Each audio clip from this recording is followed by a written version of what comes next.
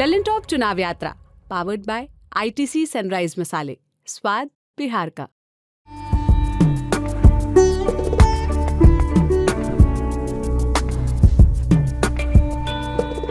चचा, इनसे बात हो रही थी, नाम क्या हुआ आपका? श्रीकांत प्रसाद। श्रीकांत प्रसाद जी। श्रीकांत जी, इन्होंने अपनी बात रखी। इन्होंने कहा कि भाई रोजगार पे तो काम नहीं हुआ है। फिर कह रहे हैं कि स्थानीय मुद्दा देखे तो हमको स्थानीय नेता बहुत ज़रूरी है। हालांकि समर्थन राहुल जी का किए, पर स्थानीय नेता में उन्होंने हिना शहाब जी का नाम लिया, जबकि वो उनकी पार्टी के साथ या उनके गठबंधन के साथ नहीं है। ये कैसा है? ये क्या मतलब सही बात बोल रहे हैं? देखिए, सबसे बड़ी बात है कि हम पूर्वाग्रह से जब अपनी बात में ग्रसित न हों। जैसे जब एक लोग कहावत देहात में कहते हैं कि बोए पेड़ बबूल का आम कहाँ से हो। हम लोग तो ठोकर खा चुके हैं। अब नौजवानों को सोचना होगा कि हमारा बेटरमेंट किस में है। बेटरमेंट इसमें है कि ये धरती हमारी राजेंद्र बाबू की धरती रही है, जहाँ सिंपल लिविंग हाई थिंकिंग रहा है। इस रूप में हम जाने जाते थे, और उस स्थान पे जहाँ हम हैं, यहाँ पर सारण जिला आज सीवान जिला में और जीरादेई, उस जगह के हम लोग हैं। तो हम लोग अगर आगे से मेंटलिटी बना लें कि सचमुच हम लोग राष्ट्र की बात सोचेंगे, यहाँ हर व्यक्ति की बात सोचेंगे। एक व्यक्ति पर भी कोई जुल्म होगा तो पूरा संविधान खड़ा हो जाएगा, और जब तक ये नहीं होगा सारी बातें जो है हमारी जुटलाती जाएंगी।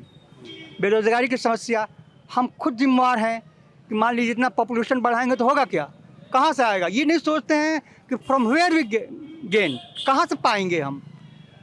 हमारी अगर सबको नौकरी में डाल दिया जाए, क्या संभव है कि सभी डॉक्टर हो जाएं, इंजीनियर हो जाएं, शिक्षक हो जाएं? ये संभव है? इसलिए सरकार रोजगार की बात करती है, नौकरी की बात नहीं करती। रोजगार से मतलब उसका बिजनेस है जहाँ पे 5-7 लोग एम्प्लॉय हो सकते। तो जब हम राष्ट्रभक्त को बैठाएंगे तभी तो होगा ये। जब चाणक्य को बैठाएंगे, जब हम अब्दुल कलाम को बैठाएंगे, जब हम पटेल को बैठाएंगे, गांधी को बैठाएंगे, तब ये संभव है। नहीं तो इस किस्म के नेता अब कहाँ हैं?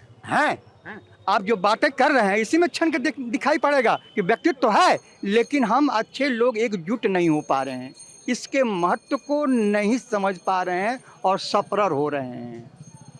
आज भी अच्छे लोगों की कमी नहीं है, वो हैं, ज़्यादा संख्या उनकी है, लेकिन वो मुखर नहीं है और एकजुट नहीं है। वो 4 शैतान अपने इरादे में बहुत मजबूत हैं, लेकिन 96 इंसान बिखरे हुए हैं।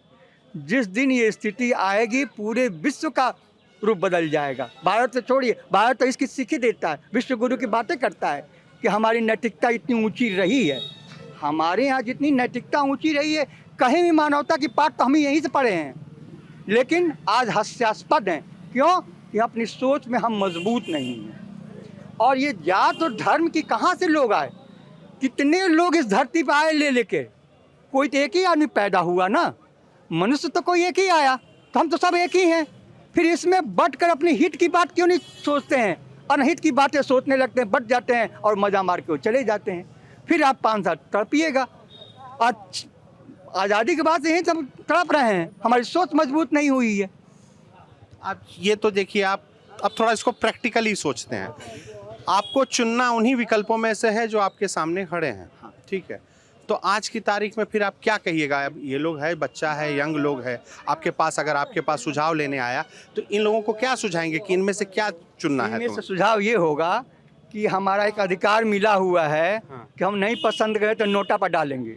अच्छा, कि ताकि वो सीख जाए। 5 साल सफर रहेंगे हम, ये सीख जाएगी कि अच्छा प्रतिनिधित्व नहीं दिया तो इन लोगों ने नकार दिया। इतने जागरूक लोग हो चुके हैं, हम किसी बात से प्रभावित होने वाले नहीं हैं।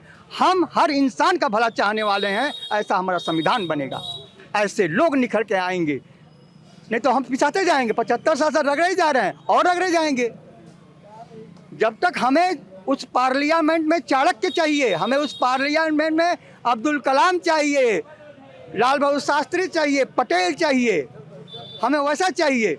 ऐसी सोच हमारी बन जाएगी। जब देखिएगा नक्शा किस तरह बदलता है। हम नोटा पर डालेंगे, ये नहीं जानते किसको चुनते हैं, लेकिन हम पूर्वाग्रह से ग्रसित होकर नहीं, जात और धर्म और व्यक्ति विशेष से प्रभावित होकर नहीं, हम राष्ट्र की बात सोचेंगे। 5 साल सफर होंगे, 5 साल बाद हम बेटर होंगे, जरूर होंगे हम।